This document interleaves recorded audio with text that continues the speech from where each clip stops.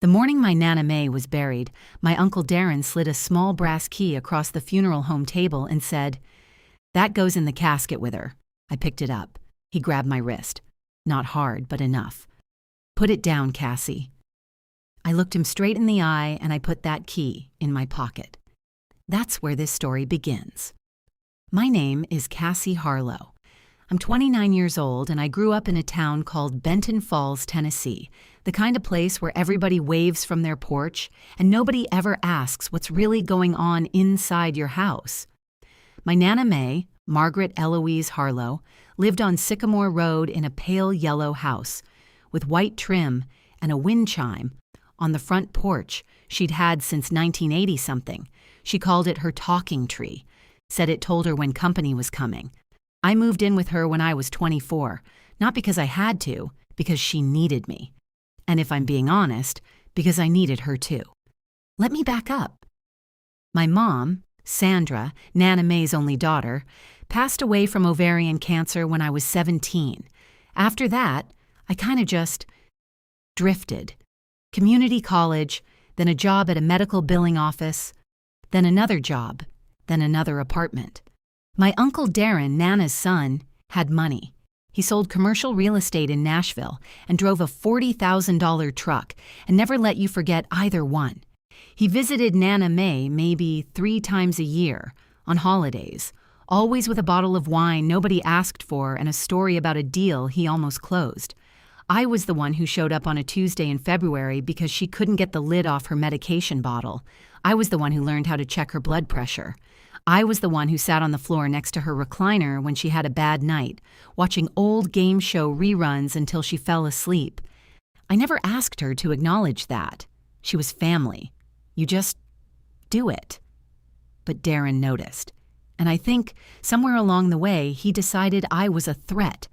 He started making comments, subtle ones. "Cassie, you sure you're not getting too comfortable here?"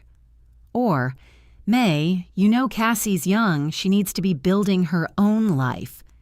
He said it sweet, concerned sounding, but there was something underneath it, like a splinter you can feel before you can see.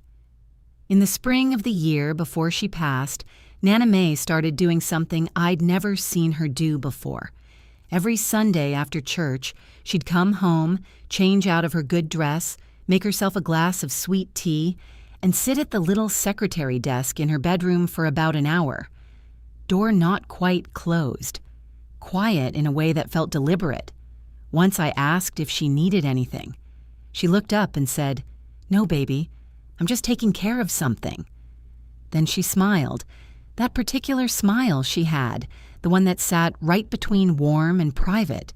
It'll make sense later. I didn't push. She'd always moved on her own schedule. That fall, Darren started calling more. Every time. Same script. "Mama, let me handle the finances. You don't need the stress. I'll set up an account we both have access to." Every time, Nana May said, "I'm just fine, Darren." Then she'd hang up and sit very still for a minute. She never said anything bad about him, but she'd look at the wall in a particular way that said plenty. One afternoon in October, I was bringing in groceries and I overheard her on the phone. Not Darren's voice. Someone else. A man. She was saying, "Make sure the paperwork is clean. I don't want any confusion when the time comes." She saw me through the doorway and didn't look away or look guilty. She just held up one finger. "Give me a minute." After she hung up, she said, "Cassie, that key on my dresser, the little brass one on the blue ribbon. Don't let it out of your sight after I'm gone. You understand me?" I said I understood.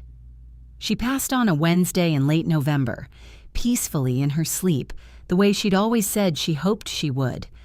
I found her in the morning when I brought her coffee. The room was cold and quiet, and the wind chime on the porch was perfectly still. I sat with her for a long time before I called anyone. When I finally called Darren, he arrived in under 2 hours, record time. He hugged me at the door and then walked straight past me into her bedroom. I heard drawers opening, the closet, the sound of boxes being moved. I went to the dresser. The blue ribbon was still there. The key was still on it. I put it in my pocket. Nana Mae's funeral was held at Calvary Baptist, the same church she'd attended for 51 years. Half of Benton Falls showed up. Her Sunday school class, her garden club, the woman who cut her hair every 6 weeks for 2 decades. It was the kind of send-off that told you who a person really was. At the reception after, Darren pulled me aside. He was cordial, careful. He said there was a family matter to discuss and handed me a manila envelope. Inside was a letter from his attorney, a claim that Nana Mae had been of diminished capacity in her final years, and that any legal documents signed during that period should be reviewed. He was contesting the will. He looked at me and said, "I'm sure you understand this is just standard procedure." I looked at him and said, "Sure, Darren." Then I drove to the address on the card Nana Mae's attorney had mailed me 2 weeks before she passed, a woman named Patricia Doyle out of Knoxville. Patricia was 60-something, reading glasses on a beaded chain, a cup of tea on her desk that she never once touched during our entire meeting. She'd known Nana Mae for 11 years. She said, "And I want you to feel the weight of this. Your grandmother was one of the most deliberate women I have ever worked with." She explained everything. Nana Mae had set up a revocable living trust 4 years before she died, quietly, without telling a soul except Patricia and one other person, a woman named Gloria, her oldest friend who had witnessed the signing.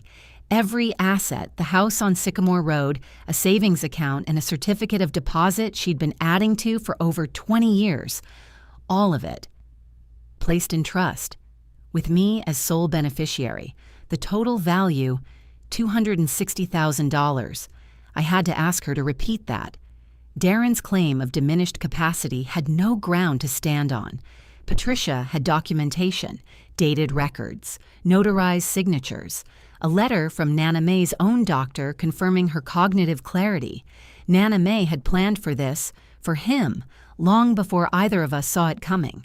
Patricia slid a small metal lockbox across the desk, pale gray, scuffed corners. "She said to give you this after the trust was confirmed. The key opens it." I set the brass key on the desk. It fit. Inside the box there was a folded piece of lavender stationery, her handwriting, careful, pretty cursive that slanted just slightly to the right, the way it always had. She wrote, "Cassie girl, if you're reading this, then Patricia did her job and you did yours. I need you to know that I saw everything. Every Tuesday you came, every prescription you filled, every night you slept on my couch because I had a bad spell and you didn't want to leave me alone. I saw it. I wrote it down. And I decided that the people who show up deserve more than a thank you and a casserole dish. Don't feel bad about Darren. He made his choices long before you came to live with me. I made mine too. Use this money carefully. Don't let it change who you are. But please, please buy yourself a decent car. That Civic worries me. All my love, Nana Mae." I laughed. I cried. I did both at the same time, right there in Patricia's office, while she very kindly pretended to organize papers and gave me a full 5 minutes. Then she said, "There's one more thing." Underneath the letter, wrapped in a piece of old flannel, was my mother's watch. A small gold Seiko with a cream face, the one she wore in every single photograph I had of her. I didn't even know it existed. Nana Mae had kept it since my mom passed, waiting. She wrote on a separate note tucked into the flannel, "Until you were ready to carry something heavy without it weighing you down." I held that watch against my palm, and I thought, she knew me better than I knew myself. Darren's legal challenge was dropped within 6 weeks. His own attorney, apparently, advised him to let it go once the documentation was reviewed. I heard through my cousin that he was furious, that he told people I had manipulated an old woman. I didn't defend myself, not once. The paperwork said everything that needed saying. I bought a house. Not a big one. A 3-bedroom ranch on the east side of Benton Falls, white siding, decent yard, a front porch that catches the afternoon light just right. I planted a wind chime by the door. Not the same one, but close. I go back to Sycamore Road sometimes just to drive by. The new owners painted it gray. It looks fine, but I miss the yellow. I still work at the medical billing office. Same job, same commute. Some people asked why I didn't quit, travel, do something big. I guess I just know that security isn't something you spend. It's something you build around yourself, slowly, carefully, the way she always did. My mom's watch is on my wrist right now. I have it sized to fit me. I wear it every day.